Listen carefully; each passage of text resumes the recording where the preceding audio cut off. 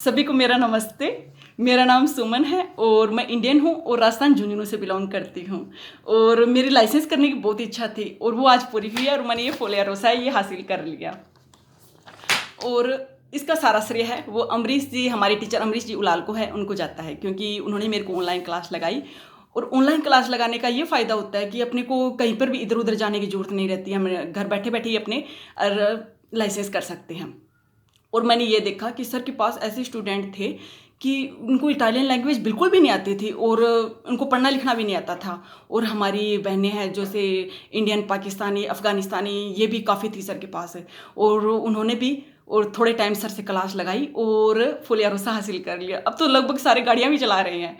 तो मैं ये कहना चाहूँगी आपको कि आप सभी भी सर से कांटेक्ट करें और जल्दी से जल्दी फोलिया रोसा हासिल करें और आप भी गाड़ियाँ चलाएं, क्योंकि ये लाइसेंस है, ये अपने शौक की चीज़ नहीं है, हमारी ज़रूरत की चीज़ भी है। क्योंकि हमें बच्चों को स्कूल छोड़ना है, हॉस्पिटल ले जाना है और कई काम हैं, तो उनमें हमें ज़रूरत ही रहती है। क्योंकि यूरोप में वैसे भी डिपेंड होके किसी पे नहीं रहना चाहिए, इंडिपेंडेंट होके ही रहना चाहिए। ये बहुत अच्छा रहता है अपने परिवार के लिए और खुद के लिए भी।